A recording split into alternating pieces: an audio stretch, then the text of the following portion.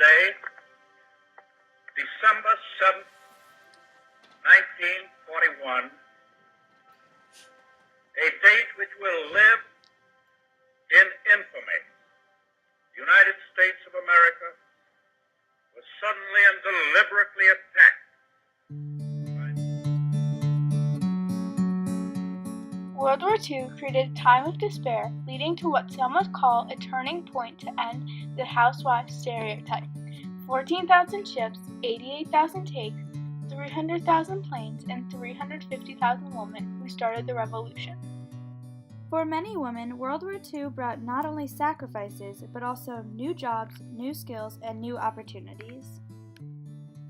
Born in 1923, Naomi Parker Fraley was the face behind the icon Rosie the Riveter, as well as the face behind all industrious women in the workforce. Rosie the Riveter is one of the most well-known uses of propaganda during World War II. As the men were sent off to fight for our country's safety, the women were at home doing the same thing. Our country was dry of money and workers, so they turned to the women to save the day. The women at the time were stay-at-home mothers and had no experience of what was being asked of them. The women needed an extra shove to get them out of their homes and into the factories. Rosie the Riveter was created to do just that. Rosie showed that working could be formidable, glamorous, and most of all, necessary. Women kept the country running by filling traditionally male jobs. You may think that the "We Can Do It" iconic poster is Rosie's only legacy, but before Naomi Parker Fraley's face is shown on millions of posters, Rosie the Riveter was created in a distinguished song. We had the honor of interviewing Mr. James J. Kimball. He is a professor at Seton Hall University and a researcher for propaganda on the U.S. home front, especially during World War II. What those people during the war would have known was a song. It was pretty popular at the time. And also Norman Rockwell's version of Rosie the Riveter. But since the war years, the song has pretty much disappeared. Very few people know about it. And Norman Rockwell's Rosie is copyright protected, and so you just don't see it that much. And the one that's become famous is the Westinghouse poster that was. The Rosie the Riveter song by Red Evans and John Jacob Leob started the legacy of working women, followed by the posters and other Rosies. Here is a short part of the chorus. All the day long, where the rain or shine, she's a part of the assembly line. She's making history, working for victory. Rosie the Riveter. Norman based his Rosie the Riveter off of this picture of Naomi Parker Fraley taken in the Alameda Naval Air Station for a newspaper article.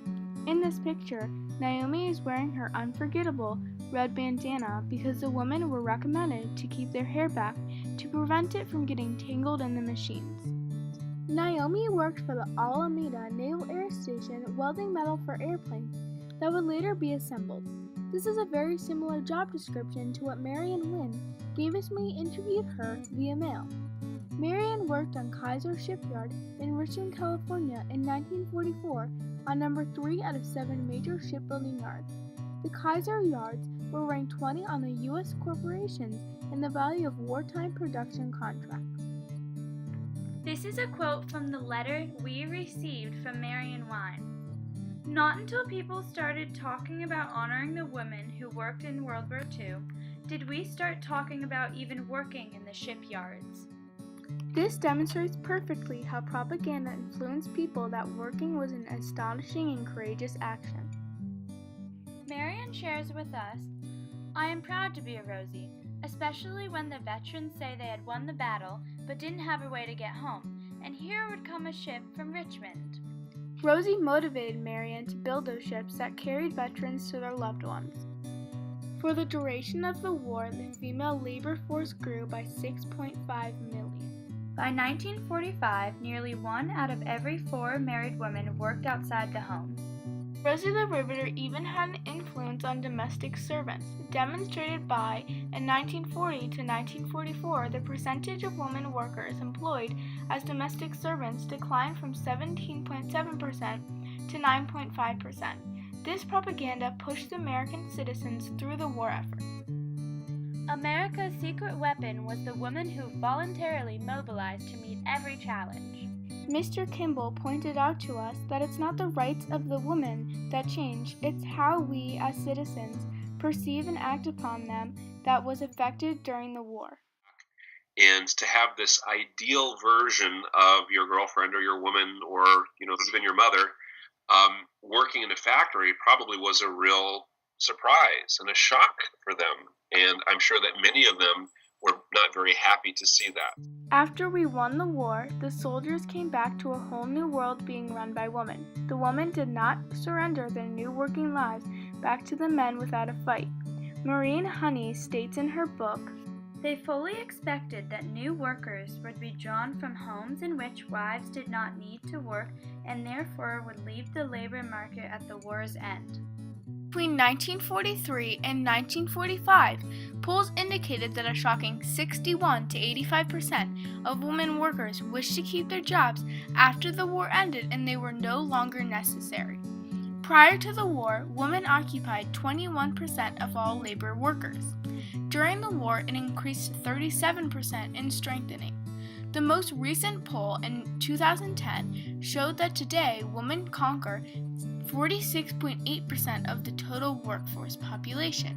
Mr. Kimball inferred, after the war, there was a lot of pressure for women who had gone into the factories from the war period to go back home, to become homemakers again, or to at least not be in the factory. And so I'm sure that for many of them, that was frustrating, and they probably felt like their rights were being infringed upon at that point. Naomi Parker Fraley has always been the face of Rosie, whether her and the rest of the world realized it or not. When the poster first became known, a woman named Geraldine Hoff Doyle claimed Rosie as her own. She said the photograph was taken of her when she worked in Ann Arbor, Michigan around March 1942. The world believed her misconceived thought because the poster is simply a painting of a woman. It could be misidentified as anyone at the time due to the amount of workers in uniforms and the fact that it's a cartoon-like painting. In this picture, Naomi's sister, Ada Wynn, demonstrates what not to wear in the factories. Naomi and her sister found themselves at the Riveter National Park in Richmond for a gathering of the Rosies. Soon the two became face-to-face with the truth. Naomi was in fact Rosie the Riveter. Looking back, Naomi recalls a photo being taken of her while she was hard at work. Although she never gave the photo second thought because it was just for a small Milwaukee newspaper. Little did she know this photo inspired the world-renowned poster. "I just wanted my own identity.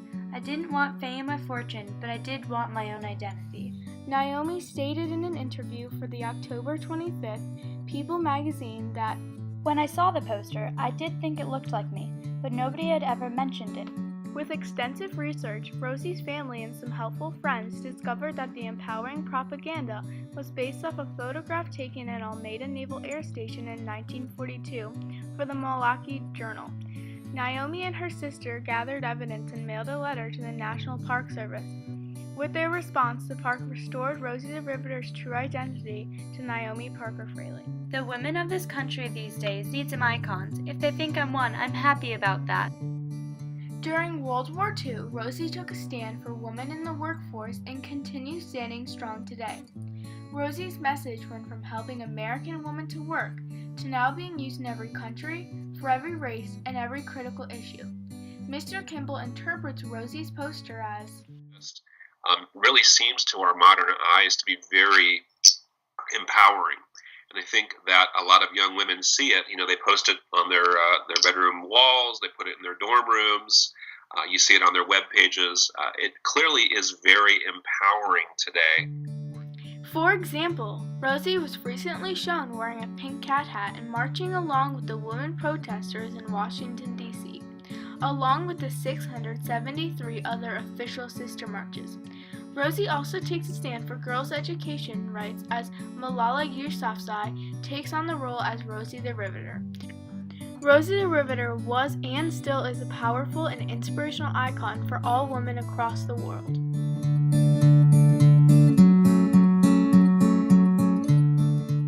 The Riveter, Rosie's got a boyfriend, Charlie. Charlie, he's a Marine.